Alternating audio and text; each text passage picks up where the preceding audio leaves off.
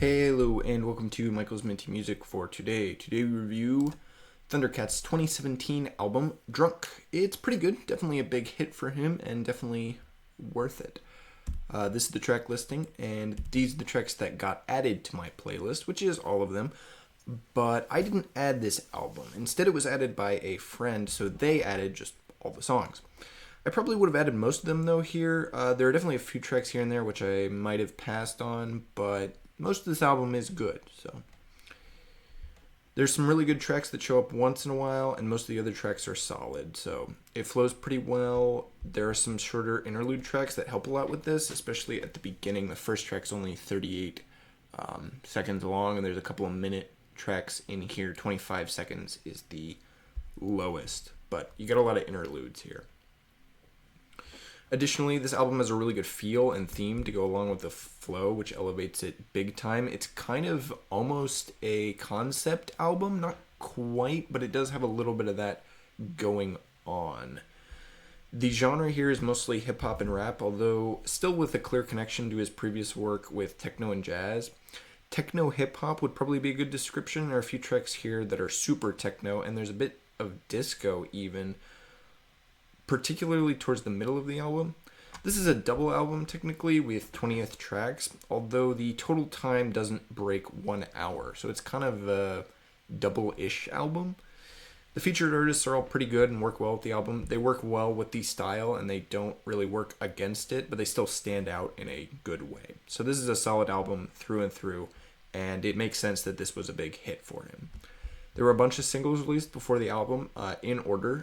Them Changes, Bustin' These Streets, Show You the Way, Friend Zone, and Walk On By were all released as singles before the whole album. And some of those were pretty popular, although none of them were really the style of the mainstream radio, I don't think. I'd have to double check. My favorite track here is probably track number 13, Jamil's Space Ride. That whole middle section with the disco techno beats is cool, but that one's probably my favorite out of all of them. I think it ends the second side, technically.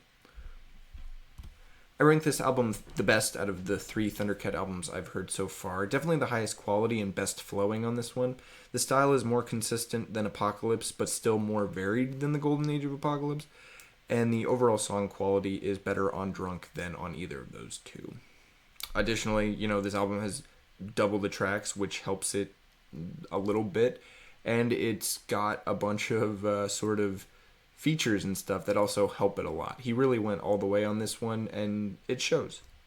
However, this album doesn't take my top spot from 2017. That goes to Imagine Dragons' Evolve, which is one of my favorite albums of all time, and personally, I think that one is almost perfect.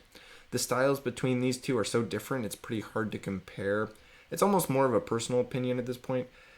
Both albums are high quality. I just like Imagine Dragons better. They're more my style. So, yep. Next up is Thundercat's most recent album, 2020's It Is What It Is. I'm interested to see how it compares to Drunk, if he changed a lot or if he mostly stayed the same. And I'm interested to see if he'll actually announce or release a new album soon, since it's been a while since this one. But stay tuned for that, and as always, stay minty.